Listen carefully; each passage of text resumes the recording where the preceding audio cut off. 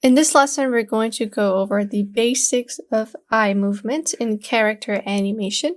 In this lesson, we have two different types of eye movements, one with eye whites, another without the eye whites, so it's just a pupil, the iris. And let's get straight into it. And we're going to start with the easy one, character by Freepik, imported as composition. So this is what I mean. This is example 1, where we don't have any eye whites, and this is going to be easier. In our second example, which we'll do after this, let me bring it in. As you can see, we have, let's move up, eye whites. So whenever you're downloading things from the internet, or if you're designing it yourself, your character will either have eyes like this, where there is the pupil and the whites. Other times your character doesn't have the whites and it's just the pupil.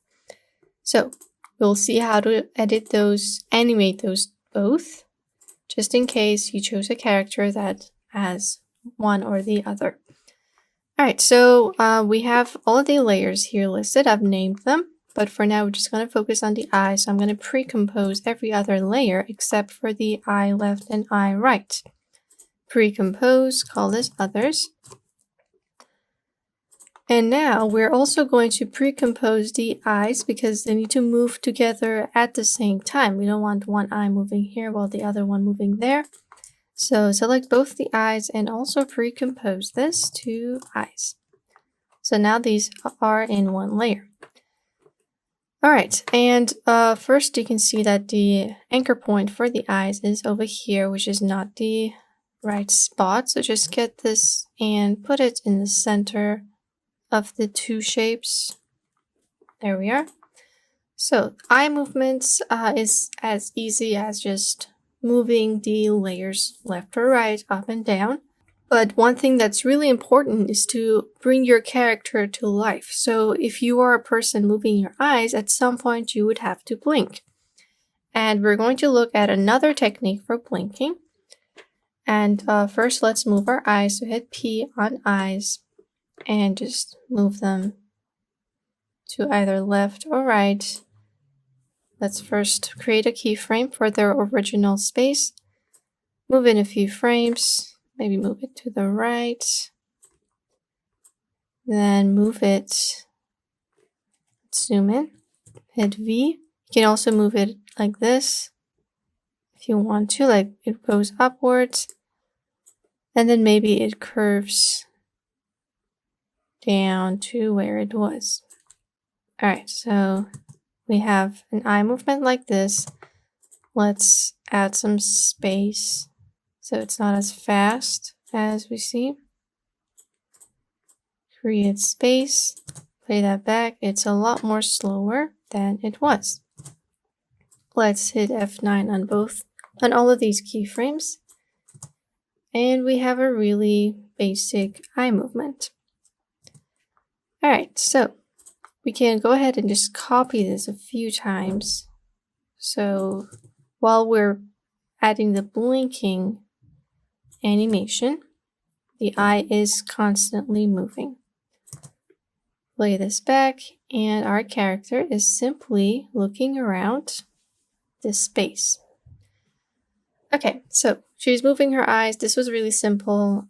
We already know how to move layers with the position keyframes. But now we're going to make her blink. So click away from eyes. I'm going to hit M to close that. Get the rectangle tool, and we're going to create a shape as big as long as both her eyes. As you can see, the color doesn't matter. Let's call this blinked. Blinked. Okay. So essentially, this is what's going to be the blinking. We're going to just simply hit P on blink and just move in, and maybe at 2 seconds she starts to blink. We can even hit U on eyes and kind of match the blinking with the keyframes we see down here. So turn on the keyframe. We're going to move it down over the eyes. Then we're gonna go forward and just move it back up until it's not covering the eyes. And essentially, these are the 3 keyframes that you will have to copy and paste. First, let's hit F9, then copy, Control-C or Command-C, then just paste it around your composition. So I'm going to hit N here to close the workspace. Then we can play it back and just see the movements of the blinking. For me, that's okay. I think she's blinking enough. And now we need to make it match with the skin. Also, if your anchor point is not in the center when you create the shape, remember that you can just select it, hold down Control or Command, and then double click on the Pan Behind Anchor Point tool. But for us, it was already there, so we didn't have to do that. So after we made this, all we have to do is select, go to this guy, the eyes, toggle switches and modes until you're seeing the track matte, and just set this to alpha inverted blink. So you can see she's blinking. Play that back. She's blinking like that. And if you saw that you don't want all the eyes to disappear, you can just set this back to no track matte to bring back our thing. I'm just going to hit Control-Z. Okay, until I'm seeing this again. And basically what you can do on the second keyframe, let me delete all this. This is optional, by the way. So go on this and just go until it's like almost there. And also because our character is not facing straight to the camera, you can see that one pupil is smaller than the other one. We need to also rotate our eyes until something like this, 4 degrees. So now these two are equal. Let's go back to P and just bring it down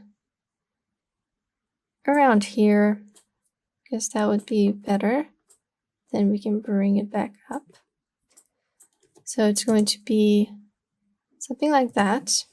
Let's try the track matte again. If it's not good, you can always come back and change it. Play this back. That's a lot better. So I'll create some space, and now we can copy and paste it as many times as we need to. Definitely add space between each of the blinking sessions to make it as natural as possible. Let's zoom out and have a look at our final product. So she's blinking. Our character is slowly coming to life. We added a simple iris movement and a blinking effect. Now with the eyes, the eyebrows need to move too, because they're related. Go to the others and get the eyebrow, both of them. If you're planning on moving them separately, don't pre-compose them, but I want to move them together, so I will pre-compose both of these. You copy this and paste it here. So we have this. And in others, I'm going to delete them. So we have the eyebrows in here. Okay, so for the eyebrows, we do not need to do much with them.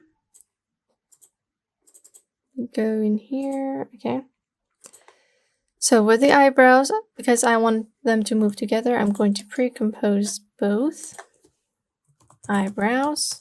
You can put them separately if you want them to maybe move one eyebrow at a time. And again, it's with the position, nothing too complicated. And I'm going to make a keyframe for the original position, and then the second one, I'm just going to move it upwards. Her eyebrow does blend in on the with her hair, but that's okay. And I'm going to write 250 because that's the original position, and then we can F9 all of these. Have a look at the eyes. We can also kind of stretch this out because eyebrows move a lot more slower than eyes do. So we have this eye movement. going to bring this in the beginning because I don't want it to move with the eyes. Then maybe you can make more keyframes. Come in 4 seconds. Make them go. Let me see the eyes. Okay, so it comes to the right. Could have made them go to the right as well. So I'm going to come around here. Delete those two. Delete that as well. I'm going to not only bring it up, but also a bit to the right. A little tiny bit. So if it was 250, maybe 252. A slight movement. And then bring it back to 50. But also bring it down. So it's going in a circular motion now compared to what it was, which is what we want. I'm going to stretch the time here. Go back, and that's just looking a lot better. Now I can copy these and paste it as many times as I want, or I could create new keyframes. I'm just going to paste the keyframes, maybe offset them differently. And now we have a really slight eyebrow movement, which is going to make our character look even more realistic. So in this part, I just deleted the one we had. I'm going to move it to the left this time because the eye is also moving that way. So we needed to kind of follow the eyes. And there we have it. Just one last keyframe because the eyes are moving all the way to the end. And they're going downwards. So I can just kind of follow that. Okay. So there is the eye movement. Really easily created.